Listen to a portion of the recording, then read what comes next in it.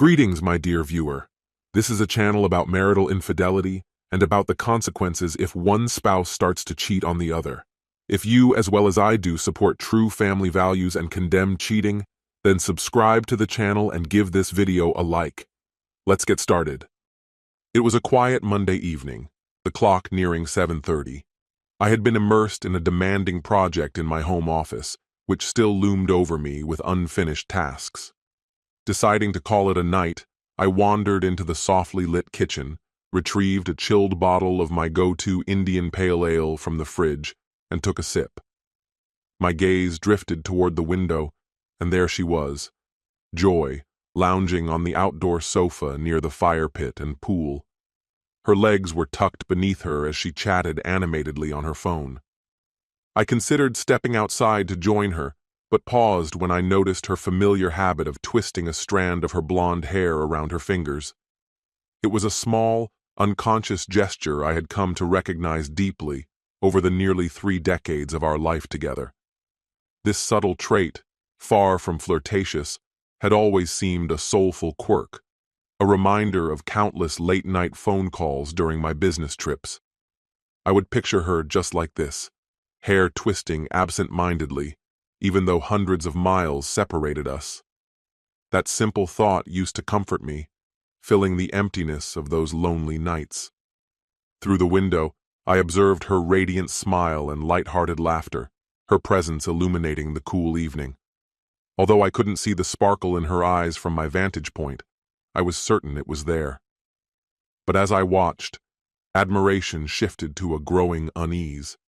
She appeared entirely too engaged, too vibrant, as if speaking to someone who held a special place in her heart. For 45 agonizing minutes, I stood rooted, watching her share a connection that seemed far too intimate to exclude me.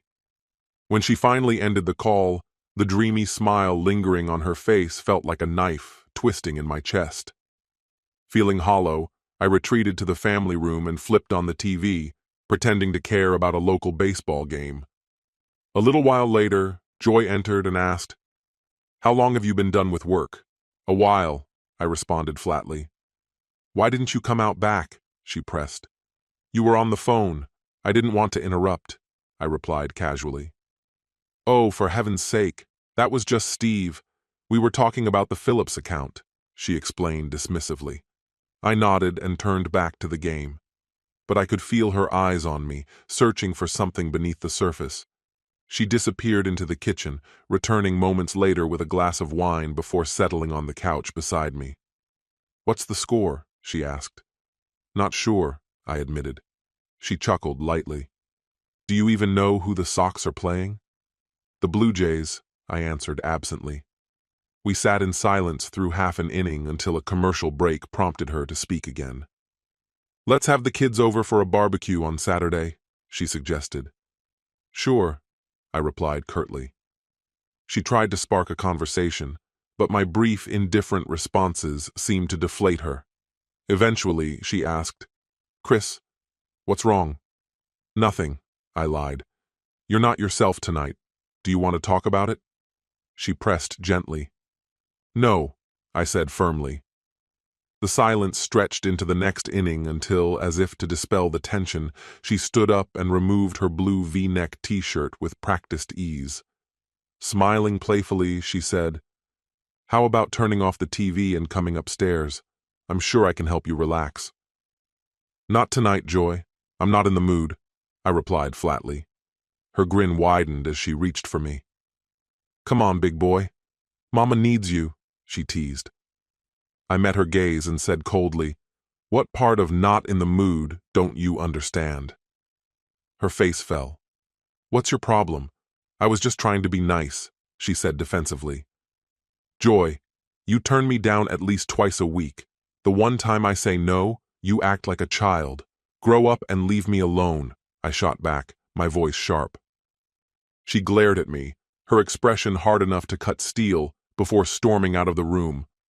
For the first time in our marriage, I found myself sleeping in the guest room, or rather, lying awake, staring at the ceiling and devising a plan. By 3 a.m., I knew there was no point in staying in bed. I showered in the kids' old bathroom, then slipped into the master bedroom to quietly collect my clothes without waking her. Before heading to work, I installed tracking apps on both her personal and work phones, syncing them to my devices. Though I arrived at the office with a pounding headache and too much caffeine in my system, I managed to power through and finalize a crucial presentation. It was imperative to prepare for my 2-day trip starting early the next morning. Tuesday evening was icy at best. We exchanged few words, and any pretense of intimacy was absent. By Wednesday morning, I was on my way to the airport for a 7:20 a.m. flight. The day went well. I made significant progress with the client and felt optimistic about closing the deal. But every few hours I checked Joy's location. She was either at home or work, yet a gnawing feeling of distrust persisted. That night, as I dined alone in the Marriott lounge, I checked the tracker again. At 7:30 p.m., her location pinged at an upscale neighborhood miles away. The address? Her boss's house. My suspicions crystallized. The months that followed were tense, yet passed quickly. I remained polite but distant, while Joy made visible efforts to repair our relationship. Our intimate moments, when they happened, felt mechanical and devoid of genuine connection. Tracking her movements confirmed my fears. She confined her affair to the times I traveled. Discreet cameras I installed around the house revealed her packing bags and heading to Steve's whenever I was away. Acting on advice from a lawyer, I hired a private investigator. The evidence he uncovered left no doubt. Joy and Steve were caught in intimate acts in his backyard, recklessly exposed despite their secrecy. The images were irrefutable. Armed with this proof, I began laying the groundwork for the inevitable. On Thursday evening, I made the most painful phone calls of my life to our 3 grown children. As I explained my decision to divorce their mother, I broke down each time. When they questioned me, I asked, "Do you want me to show you the evidence?" None of them could respond. By Friday morning, everything was set in motion. Nearly 3 decades of marriage had come to an undeniable and heartbreaking end. Thankfully, everyone else said no, leaving me with a deep sense of relief. Joy picked up on the 4th ring. "Hey, sweetheart, this is a nice surprise. How are your meetings going?" Her voice was warm and inviting. "Hey, love, meetings are the usual grind. You know how it goes. How's work?" I asked. "I'm just glad it's Friday. I've been counting down until you're home. It's been such a lonely week, and I'm really hoping we can make up for it this weekend," she replied with a playful lilt. Her indirectness about work didn't go unnoticed. Over the last few months, I'd come to recognize Joy's knack for avoiding certain details. She continued, "So, what made you call me out of the blue?" "I've got a question for you," I began cautiously. "It might seem strange, but I'd like an honest answer." "This must be serious. You hardly ever call like this." "What is it?" she asked, intrigued. "Do you like my smile?" I said. "Your smile? What kind of question is that?" "Of course I adore your smile," she replied, sounding slightly puzzled. "You've said that many times before," I reminded her. "It was actually the first thing you ever said to me. Remember that night at the frat party? You walked straight over, leaving your friends behind, and told me, 'You've got a great smile.'" Her tone shifted, tension creeping in. "Chris, what's going on? You're starting to worry me." I tried to keep my voice steady. "I've always tried to stay positive, to focus on the good. Even when times were hard, being with you and raising our 3 amazing kids made it all worth it." "That's one of the things I love most about you," she said softly. "Your optimism, your smile, your strength, all of it. You're everything a man should be, Chris. I love you for that." The tears came then, unstoppable. Despite everything, her love for me was undeniable.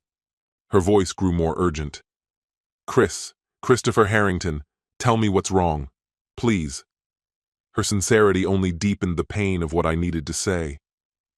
"I don't think I can smile anymore," I admitted, after a long pause. The silence that followed was heavy, stretching out for what felt like an eternity. I imagined her thoughts racing, fear growing as she tried to make sense of my words. "Chris, you're scaring me. Just tell me what's going on," she pleaded. "It's too late, Joy. Talking won't fix anything," I said. "No, don't say that. It's never too late for us. We can work through this together," she insisted, her voice breaking. I shook my head, even though she couldn't see. Conversations require trust, respect, and love. I know you love me, Joy, and I love you too. But I can't trust you anymore, and you've lost respect for me. Without those, there's no way forward. She tried to interrupt, but I pressed on. "Respect is gone, Joy. Go to the living room window," I instructed. "What? Chris, what are you talking about?" she asked, panic rising in her voice. "Get up from Steve's lounge chair, walk through his kitchen, and look out the front window," I said firmly. The line went silent until her scream shattered the quiet. "Oh God, no, he knows. Chris knows." From my vantage point 75 feet away in Steve's driveway, I watched through the front window. Joy stood frozen beside Steve Davis, her lover, her boss, and the owner of this house. The sun's glare masked some details, but their outlines were unmistakable. I climbed into the U-Haul truck, backed it up, and stopped abruptly in the circular driveway. Boxes spilled out, tumbling onto the pavement and lawn. The sound of fragile items breaking was sharp and final. Among the shattered pieces were fragments of her great-grandmother's china. Joy emerged onto the steps, wearing the bikini I'd given her for our anniversary, the one she saved exclusively for him. Steve followed, awkwardly wrapped in a robe. They didn't notice the unfamiliar car parked nearby until a woman got out, approached, and handed each of them a yellow envelope. "Joy Harrington, you've been served," she announced, snapping a photo. Then she turned to Steve. "Stephen Davis, you and your firm, Smith, Davis & Lewis, have also been served." Another photo, and she walked away. No one moved at first. Finally, I spoke, my voice carrying clearly across the yard. "I think we can all agree I deserve better than a deceitful, unfaithful wife." Joy groaned, but stayed silent. Turning to Steve, I said, "Contact my attorney and make a generous settlement offer, or I'll ensure you and your firm are ruined. Joy, sign the papers. We're done." Without waiting for a response, I climbed back into the truck and drove away, leaving behind their stunned expressions and my broken past. My friend, and this is the end of the story. If you liked this story, then put your royal like and subscribe to the channel. May the force be with you.